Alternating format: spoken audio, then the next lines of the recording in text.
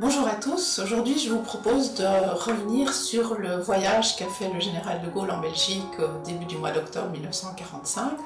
C'est un voyage qui va susciter un engouement incroyable.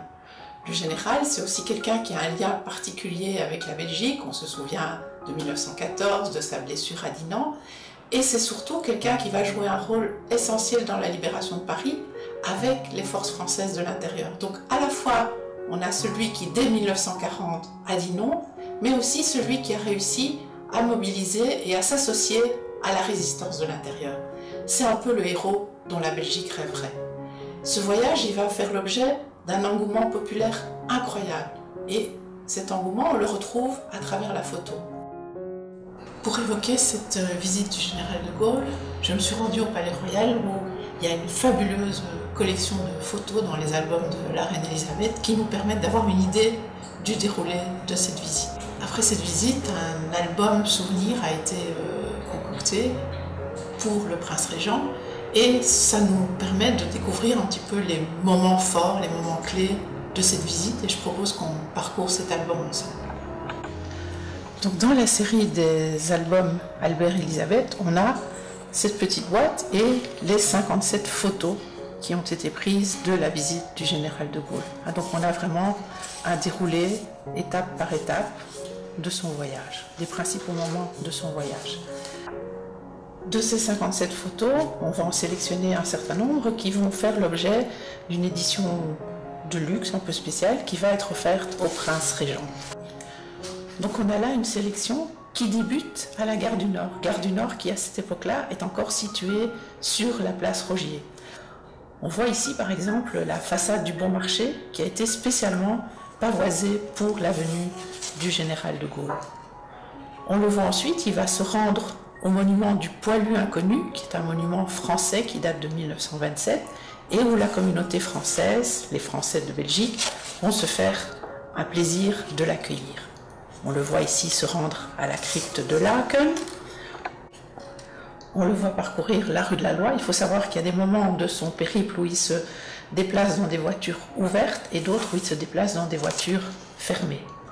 Donc on a là véritablement aussi, on le voit, il va gagner la Grand Place. On est là rue Marché aux Herbes où on le voit à l'époque passait encore le tramway. Et là, on se trouve dans ce qui va être un des grands moments, c'est le bain de foule traditionnel de la visite à la Grand Place.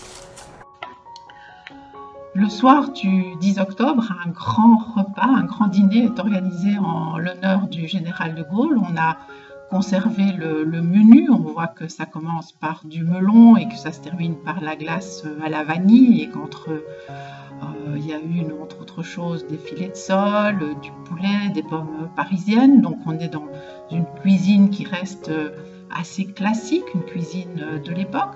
C'est un repas auquel sont conviés quelques 80 personnes, des hommes d'État, des épouses aussi sont conviées. Elles sont surtout là, les femmes sont surtout là à titre d'épouses, les ministres en place, les grands dignitaires militaires, le cardinal Van Rooij. Bref, ce repas est l'occasion pour le général de Gaulle de rencontrer, je dirais, l'élite de la société belge de l'époque. Dernier grand moment populaire de cette visite, parce que cette visite c'est bien sûr aussi l'occasion de contacts plus diplomatiques, de rencontres plus politiques. À travers l'image, on nous montre plutôt le général dans l'espace bruxellois, dans les rues de Bruxelles. Donc dernier grand moment, c'est lorsque dans l'après-midi du 11 octobre, il se rend à Ixelles, dans une avenue qui s'appelait jusqu'alors l'avenue de la Cascade, qui longe les étangs d'Ixelles et qui est pour la circonstance débaptisée et qui devient l'avenue du général de Gaulle. Là encore, on le voit, est omniprésent aux côtés du général, le régent qui va véritablement l'accompagner, signe de l'importance tout à fait essentielle que cette visite avait pour la Belgique. Alors non seulement du côté belge, on va beaucoup s'intéresser à cette visite et on va faire ce petit album souvenir à destination du prince régent, mais du côté français aussi cette visite a compté et à l'initiative de l'ambassadeur de France, Burgère, qui est en poste à Bruxelles, on va là aussi faire une plaquette commémorative de cette visite du général. Plaquette commémorative qui elle-même a aussi toute une histoire parce qu'elle est confiée à un éditeur libraire français qui vivait à Bruxelles depuis l'avant-guerre et qui, en 1940, a dû prendre la fuite et ses biens et sa librairie ont été confisqués par l'occupant allemand. Il va d'ailleurs y avoir tout un processus de récupération. Et donc c'est cet homme-là qui va se voir confier la réalisation de cette brochure. Et là aussi, un certain nombre d'exemplaires vont être couchés sur papier tout à fait spécial et on va en confier au régent et par la suite on va en confier à la bibliothèque du CEGES qui en conserve un exemplaire.